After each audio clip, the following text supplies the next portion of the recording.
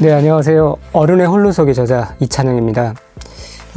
이 책을 지금 천천히 같이 한번 나눠보고 있고요.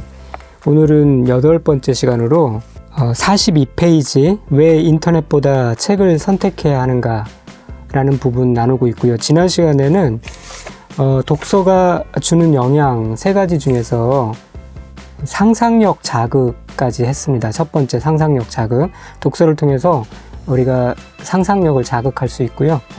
세상에 대한 새로운 관점을 얻을 수 있고, 그렇게 해서 얻은 통찰력으로 나를 다른 차원의 사람이 되게 한다. 그런 말들을 같이 나누었습니다. 자, 오늘은 독서를 통해서 우리가 사고력을 발달시킬 수 있고, 또 창의력을 개발할 수 있고, 또 학습에 도움이 된다. 잘 걸러진 지식학습에 유용하다. 라는 이 3가지 부분을 같이 추가해서 나누도록 하겠습니다. 독서를 하면 당연히 사고력이, 생각하는 능력이 더 발달될 수 있죠. 익히 우리가 잘 알고 있는 사실인데 이것에 대해서도 다시 한번 확인을 하고 넘어가면 더 좋을 것 같습니다. 책은 저자의 치열한 사고의 결과죠. 그렇기 때문에 그 책을 읽는 독자들 또한 책을 잘 읽는다는 전제하에 그 치열한 사고에 같이 접속해서 같이 치열하게 사고를 할 수 있는 특징이 있죠. 그래서 우리가 1차적으로 책을 통해서 지식을 배우는 것도 중요하고 또 필요하지만은 더 크고 중요한 지식은 저자의 뛰어난 그 사고 체계, 그 사고법을 배울 수 있다는 점일 것입니다. 우리가 그 책을 통해서요, 그 저자가 세상을 어떻게 관찰하고 또 그 관찰한 바를 이해하고 또 그 결과에서 어떤 패턴을 도출해서 그가 당면한 현실의 문제를 해결했는지를 살피는 것은 정말 흥미진진한 일이 아닐 수가 없는 거죠. 네, 그렇게 이제 저자의 그 갈고 닦인 사고를 반복해서 접목하다 보면은 나도, 그 독자도 어느덧 그의 사고 패턴을 흉내낼 수 있게 되는 거죠. 복사할 수가 있게 되는 겁니다. 그 저자처럼 어떤 부딪힌 상황에 대해서 그 상상력을 발휘해서 논리적으로 생각하고 결국 그 해결책을 만들어낼 수 있다는 얘기입니다.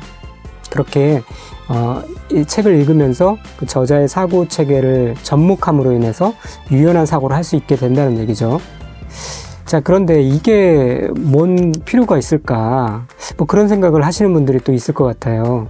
요즘 뭔가 필요하다고 그러면 우리가 바로 검색을 하게 되잖아요. 검색을 통해서 순식간에 뭔가 원하는 결과들을 얻는데 우리가 익숙해져 있기 때문에 굳이 이렇게 복잡하게 책을 읽어야 될까? 그렇게 해서 저자의 어떤 사고의 시스템을 학습하는 것이 필요할까? 그런 생각들을 하게 될 수 있을 것 같습니다.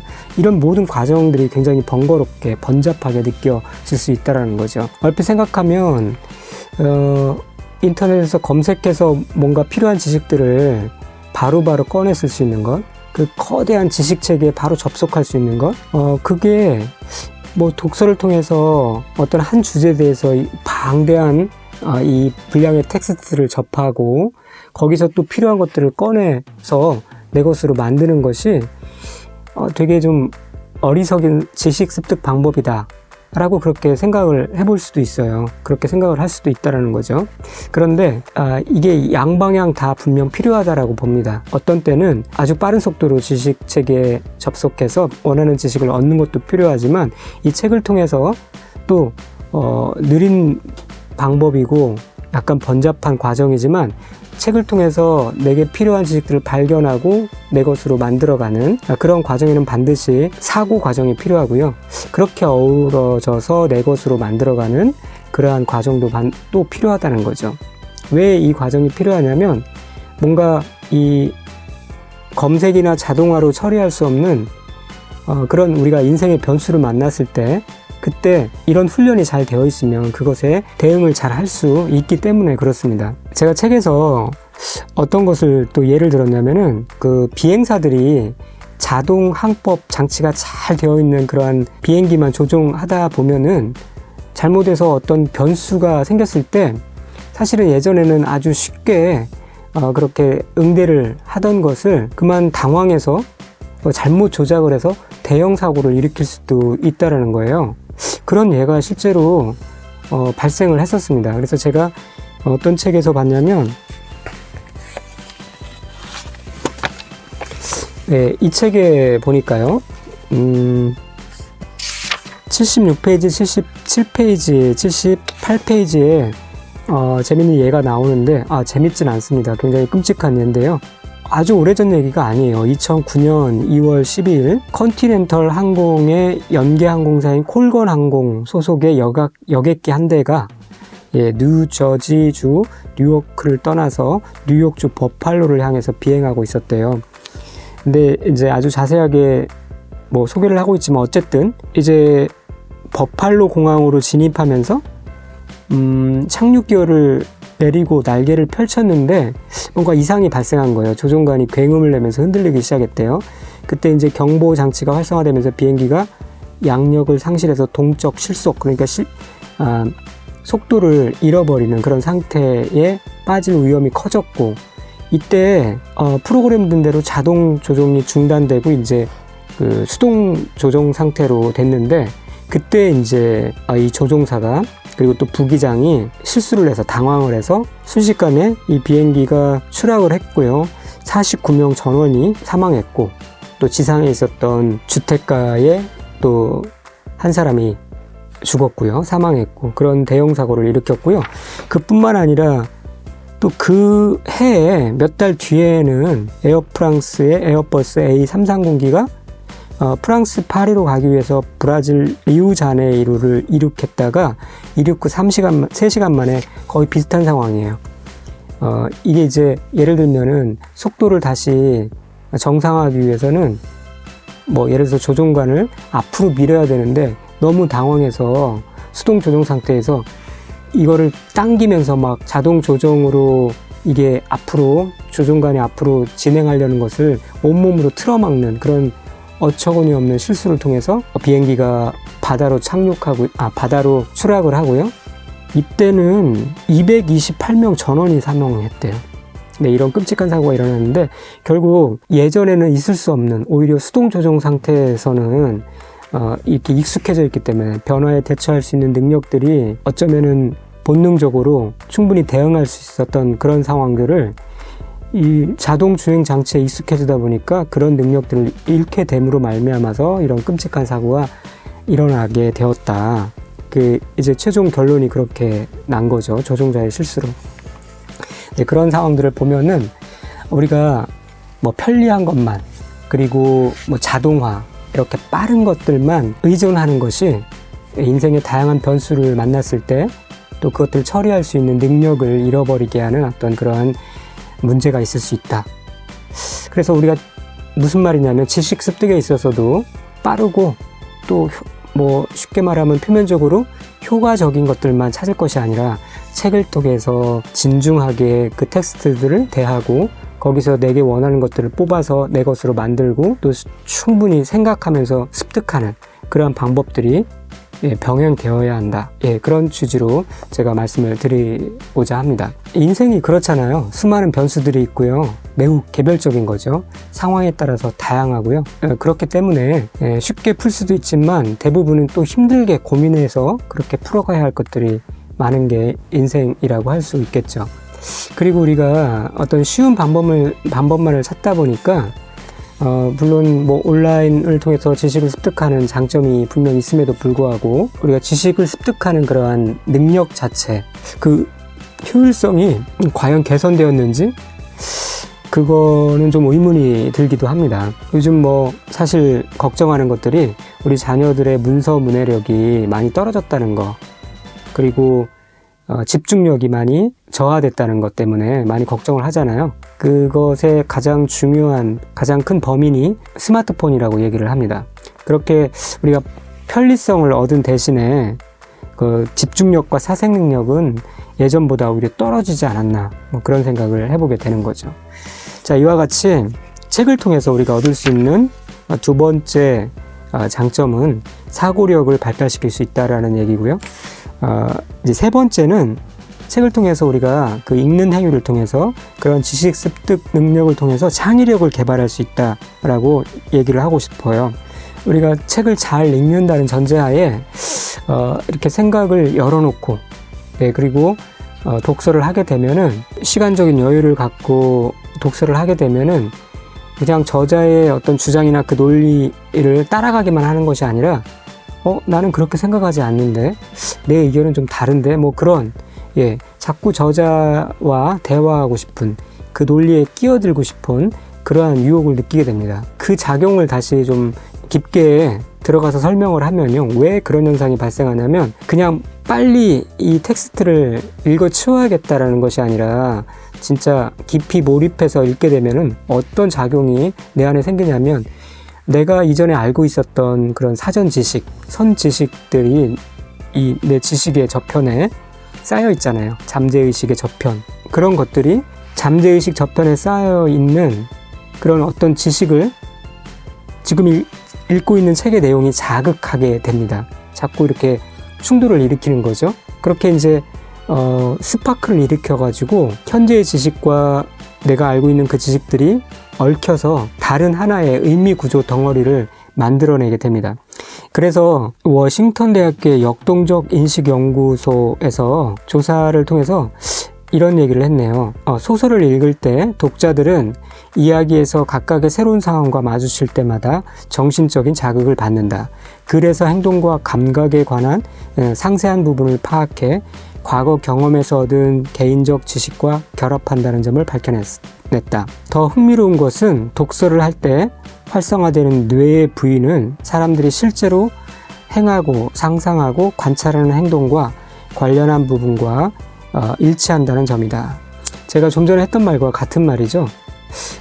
우리가 책을 읽을 때 어떤 그 책의 내용과 마주칠 때마다 정신적인 자극을 받는다는 거예요. 그래서 과거의 경험에서 얻은 개인적인 지식과 이 내용을 결합시키는 작용이 일어난다는 거죠. 그때 이 활성화되는 뇌의 부위는 사람들이 실제로 행하고 상상하고 또 관찰하는 행동과 뇌의 작용이 거의 일치한다는 거예요. 그러니까 이제 우리가 책을 읽을 때 간접 경험을 한다고 하는데, 실제로 진짜 완전 같은 경험은 아니지만 비슷한 경험을 한다는 거죠. 소설책을 읽을 때 진짜 그 장면들이 머릿속에 그려지잖아요. 그것이 이제 독서의 굉장히 큰 장점이라고 할 수 있습니다. 영화는 똑같은 장면을 보고 똑같은 이미지가 머릿속에 그려지지만, 책은 읽는 사람마다 그 상상하는 그 장면이 다 다른 거죠. 1000만 명 읽으면 1000만 개의 어떤 이미지가 다 다를 거예요. 그게 책의 어떤 강점이라고 할 수 있죠. 그래서 이러한 강점을 10분 살리려면은 느린 독서가 더 중요하고요. 그때 이 떠오르는 생각과 또 나의 의견들을 기록을 해야 됩니다. 뭐 노트에 기록할 수도 있겠지만 그럴 여유가 보통 안 되니까 책 귀퉁이에라도요, 부지런히 떠오르는 생각들을 놓치지 않고 기록하는 습관들을 하시면 좋습니다. 물론 읽는 속도 좀 떨어지겠죠. 그러나 속도가 문제가 아니라 책을 읽는 아주 귀한 그런 장점들을 잘 활용하려면 충분히 속도를 늦출 만한 그런 가치가 있다라고 생각합니다. 만약에 인터넷에서 이렇게 어떤 데이터를 아주 스킵하며 읽어내듯이 그렇게 책을 읽어버리면 나의 어떤 이런 사고력, 창의력이 머물 시간이 없는 거죠. 머물 시간이 없는 겁니다. 그래서 책을 읽는 주요한 효과들을 우리가 얻을 수 없는 그런 문제가 있다라는 거죠. 자, 네 번째는 지식 학습에 유용하다라는 건데요. 특별히 이제 책에는 잘 정제된 지식이 있죠. 인터넷보다. 그렇게 잘 걸러진 지식 학습에 유용하다라고 할 수가 있습니다. 오늘날 이 책의 저자들은 물론 모든 책이 훌륭한 책이라고 할 수는 없겠죠. 그러나 많은 독자들에 의해서 증명이 된, 검증이 된 책들은 이제 좀 우리가 안전하게 읽을 수 있다라고 보고요. 그런 책이라는 전제하에 책은 잘 정제된 지식을 가득 담고 있는 그런 매체다, 그렇게 얘기를 할 수가 있겠죠. 실제로 저자들은 저부터도 이 책을 쓸 때 내가 알고 있는 어떤 지식이나 노하우들을 좀 이렇게 다 쏟아놓기 아까우니까 일부만 여기다 넣어놓고 정말 중요한 것들은 빼놓고, 남이 보면 안 되니까 뭐 그런 생각을 하고 책을 쓰지 않죠. 내가 알고 있는 것들을 아낌없이 쏟아붓는 것이 이 저자의 마음인 것 같습니다. 모든 저자가 그렇기 때문에 그 주제에 한한 그 시점까지 알고 있었던 모든 것들을 책에 다 쏟아 놓는 거죠.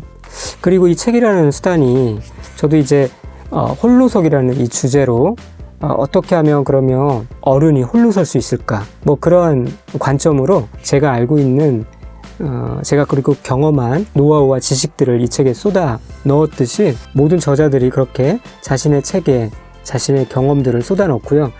이 책이라는 수단이 그렇게 하기에 유용한 것이 이게 분량이 꽤 많잖아요. 보통 뭐 200~300페이지 되지 않습니까? 이 책만 해도 254페이지인데요. 그 정도 되기 때문에 자유롭게 어떤 주제를 논리적으로 그런 구조를 갖춰서 글과 그림 또 도표 등을 사용해서 자신의 주장을 충분하게 피력할 수가 있는 거죠. 달리 말해서 이 책은 저자의 모든 지식의 진액이 담겨 있다라고 그렇게 얘기를 할 수 있습니다. 우리가 새로운 지식을 습득할 때 이와 마찬가지로 이런 책을 통해서 선인들의 어떤 그런 지적 자산을 딛고 그 위에 내 것을 다시 얹을 때 가장 효과적으로 지식을 성장시키고 확장시켜 나갈 수가 있게 되는 거죠. 그런 면에서도 책은 우리가 원하는 분야에 가장 좋은 지식을 얻는 수단인 것이 분명합니다.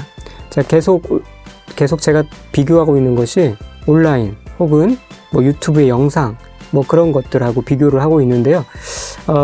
그런 것은 그런 것 나름대로 또 학습에 유용한 부분들이 있어요.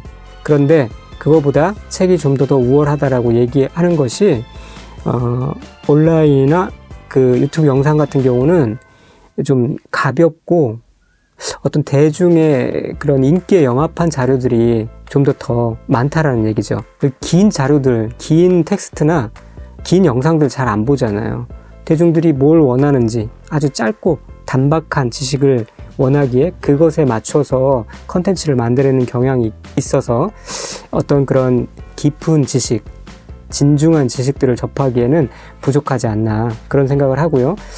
물론 뭐 좋은 자료들도 있으니 또 한편으로 또 그런 온라인이나 영상을 통해서 잘 습득하는 것도 병행하는 것이 더 좋겠죠.